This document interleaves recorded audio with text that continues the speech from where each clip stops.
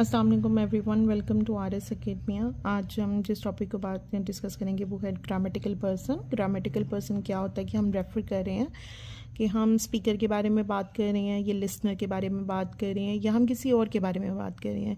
इसकी डेफिनेशन में भी यही आता है, grammatical person refers to the distinctions between speaker, the listener and the other in language. मतलब आप जो बोल रहे हैं अपनी लैंग्वेज के लिए, English as is another language में जब आप बोलते हैं तो आप ये देख रहे हैं कि आप अपने बारे में बात कर रही हैं, किसी के बारे में, लिसनर के बारे में बात कर रही हैं, किसी और के बारे में जो मौजूद नहीं है उसके बारे में बात कर रहे हैं। अब ग्रामेटिकल पर्सन की तीन टाइप्स हैं, first person, second person, third person. First person में आता है speaker referring to themself. Speaker अपने बारे में ही बात कर रहा है, अपने बारे में। अब वो सिंगुलर फॉर्म में भी हो सकता है, प्लूरल फॉर्म में भी हो सकता है। अगर वो सिंगुलर अपने बारे में बात करता है तो वो होगा आई, मी, माई, माई सेल्फ। ठीक है, जब आई और वुई, और जब वो प्लूरल होंगे तो वो वुई होंगे। ठीक है, तो अगर आई और वुई के बारे में बात हो रही है तो उसका मतलब वो अपने बारे में बात कर रहे हैं। जो स्पीकर है वो अपने बारे में ही डिस्कस कर रहा है, तो वो क्या होंगे? First person. ठीक है, नेक्स्ट है second person. Speaker is addressing the reader और the listener directly. Speaker directly सामने मौजूद है, रीडर है या लिसनर है, किसी के बारे में भी। जैसे आप लोग लिसनर है मेरे इस टाइम, तो आप लोगों के बारे में अगर बात होगी तो वो क्या है? एज ए सेकंड पर्सन, यानी मैं बात करूंगी तो मेरे लिए आप लोग सेकंड पर्सन हो।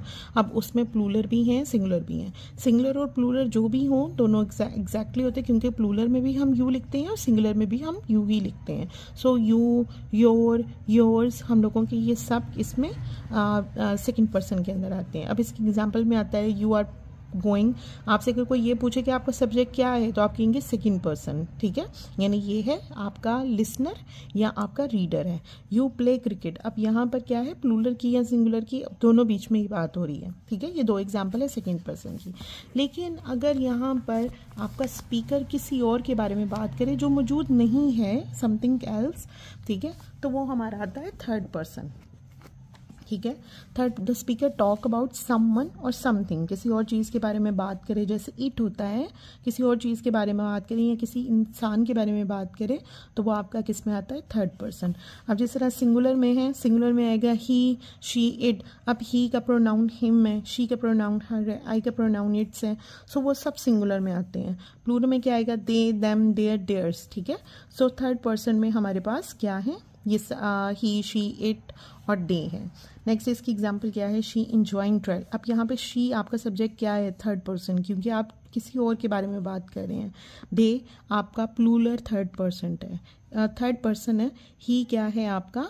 थर्ड पर्सन सिंगुलर के अंदर। सो ये हमारे थ्री हैं जिसका समझना आपके लिए बहुत ज़रूरी है कि फर्स्ट पर्सन, थर्ड पर्सन और फर्स्ट पर्सन, सेकंड पर्सन और थर्ड पर्सन आपके होते क्या हैं? आपके एमसीक्यूज़ के अंदर आ सकते हैं कि थर्ड पर्सन में क्या आता है, फर्स्ट पर्सन में क्या आता है।